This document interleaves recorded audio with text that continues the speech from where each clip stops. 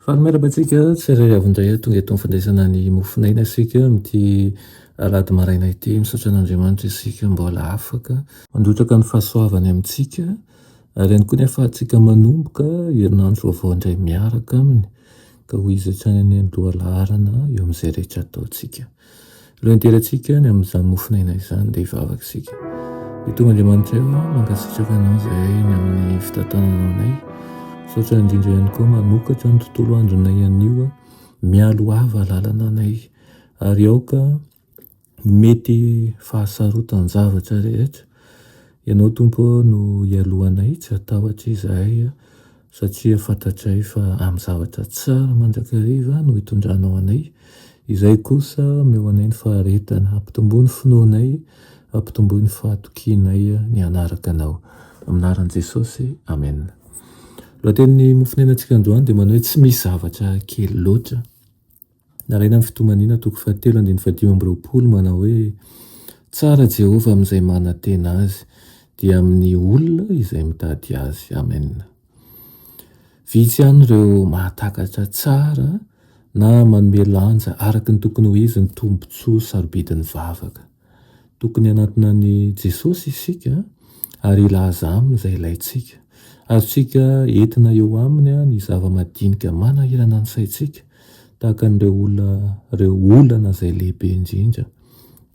Ninona mampitebiteby, ninona ihany koa mety ho mahakivy atsika dia tokony ho entintsika eo amin'i Jesosy izany amin'ny alalan'ny vavaka.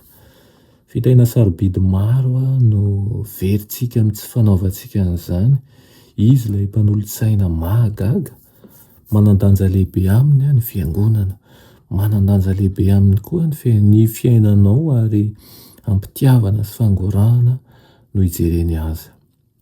Aza mitsahatra ny vavaka, raha mitahidretra ny valiny dia andraso ihany.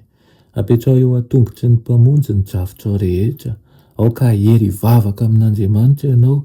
Raha ho voninahitran'Andriamanitra izany dia ho tononona ireto teny manome toky ireto manao hoe aoka anie ho tonga aminao araka ny teninao. Tsy hanasatra ny Kristy velively ny fitalahoantsika mafy indrindra. Aoka molontsika tsy hamoaka fitarainana. Finoana sy herim-po no resao eo am-piandrasana azy. Tandremo ny salasalana, andao ho tonga fahazaran-dratsy hamoan'ny finoana izany. Mety anjavozavo sy tsy hazavaina ny fitondran'ny raintsika any an-danitrasika fa tsy maintsy mitoka aminy isika na izany aza. Tena sarobidy loatra amin'i Jesosy ho an'izay matoky azy saingy maro no mandeha amin'ny maizina satria mandevina ny finoana eo ambadiky ny aloky ny Satana. Tsy azontsika atao mihitsy ny mamela ny Satana hihevitra fa ny heriny manakivy sy misobatra antsika dia lehibe kokoa noho ny herin'i Kristy manandratra sy mampahery. Miaro amin'ny rany Kristy mahavonjy ny vavaka tsirairay atao amin'ny fo marina. Raha tsy mivaly eo ny vavaka dia satria tian'Andriamanitra hanana fahasahiana masina hitaki amin'ny teny fikasana isika.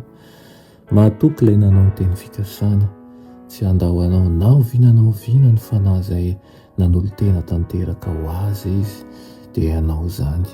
Fa apetrao aminy fanahiana rehetra ary aoka hitoky aminy amin'ny fahafenona tokoa isika. Amen. Ry Tompony Amanitra misaotra anao izay ny amin'izany teny nomenao anay io izany. Mamerina indray ihany koa ny amin'ny tokony larana isy anay. Esorao ao anatinay ny fisalasalana rehetra ary ampianaro isanandro izay hatoky ary fikitra aminao amin'ny alalan'ny vavaka.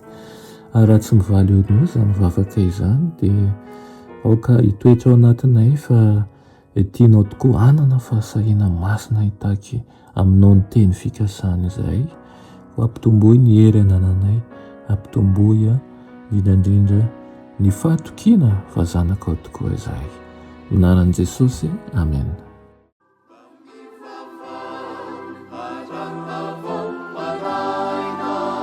Sarovinao ilay mpanao anazy.